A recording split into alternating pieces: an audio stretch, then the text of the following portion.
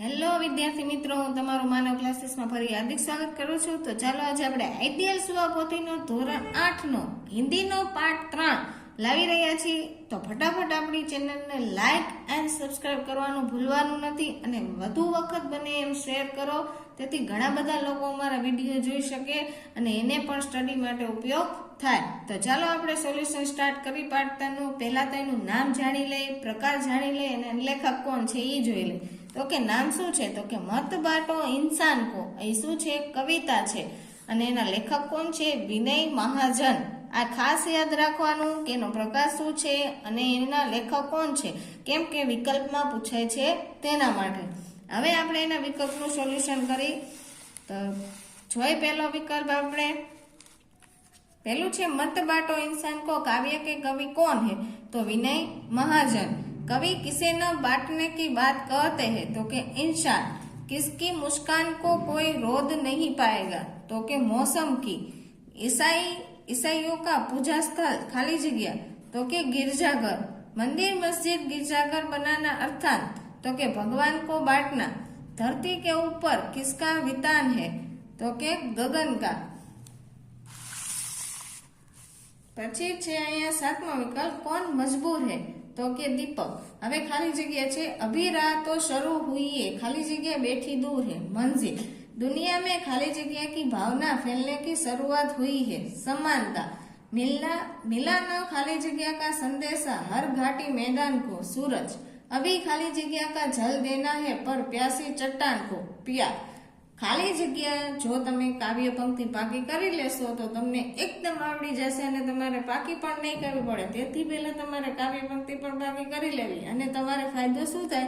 ખાલી જગ્યા તો આવડી જાય, પણ જે 2 માર્કમાં કાવ્ય પંક્તિ પૂછે છે એ પણ તમને આવડી જાય. તેના માટે પહેલા શું કરવી? કાવ્ય પંક્તિ પાકી કરવી. ચાલો નીચેના પ્રશ્નના જવાબ જોઈએ આપણે. ભગવાન को किसने बांट लिया है? भगवान को मनुष्य ने बांट लिया है. लोगों ने भगवान को किस प्रकार बांट लिया है? तो कि कुछ लोगों ने मंदिर, कुछ लोगों ने मस्जिद, तो कुछ लोगों ने गिरजाघर बनाकर अलग अलग तरीके से पूजा कर भगवान को बांट लिया है. कविता के अनुसार अब तक किन चीजों का बंटवारा हो चुका है? तो कि कविता के अनुसार अब तक मंदिर, मस्जिद, गिरजाघर के रूप में भगवान का, सागर का और धरती का भी बंटवारा हो चुका है. હવે ચોથું છે ઉજાલા કહાં બંદી है? ઉજાલા મહલોं में बंदी है. પછી પાંચમો જોઈએ પ્રશ્ન આપણે. तो कि उजाले को बंदी बनाने का क्या अर्थ है? तो कि उजाले को बंदी बनाने का अर्थात उसे अपने वंश में रखना.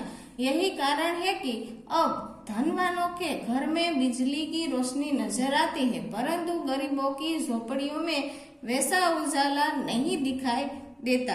सूरज का संदेशा किसे नहीं मिला? तो कि सूरज का संदेशा हर घाटी और मैदान को नहीं मिला. પછી છે संसार सुना क्यों है? तो कि लोगों में आपसी प्रेम भाव के अभाव के कारण संसार सुना है. कौन जल रहे? तो कि प्यार के अभाव में जगत के लोग जल रहे हैं. प्यार के अभाव में जगत कैसा है? तो कि प्यार के अभाव में जगत सुना सुना जलता हुआ रेगिस्तान जैसा है.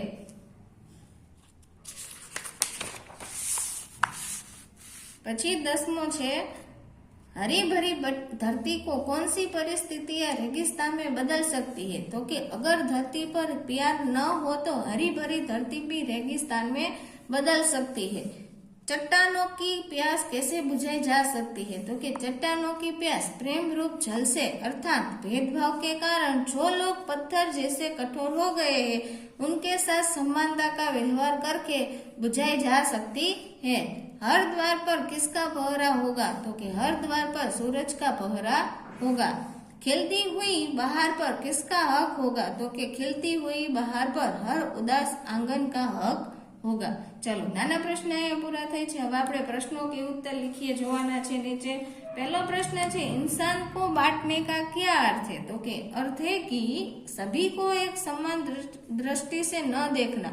उच्च नीच, अमीर गरीब, जाति पाति जैसे भेदभाव के कारण लोगों में अलगाव का भाव आ गया है. मनुष्य केवल बाहरी स्वरूप पर ध्यान देते हुए मन की भावनाओं को अनदेखा कर देता है. इस प्रकार इंसान का बंटवारा हो गया है. यह कविता हमें क्या संदेश देती है? तो कि मनुष्य को सभी प्रकार में भेदभावों को भुलाकर मिलजुल कर रहने का संदेश देती है। लोगों को विश्व बंधुत्व की प्रेरणा देती है। सारा संसार एक है। हमें सभी प्रकार के भेदभावों को भुलाकर एकता की दृष्टि से इस संसार को देखना चाहिए।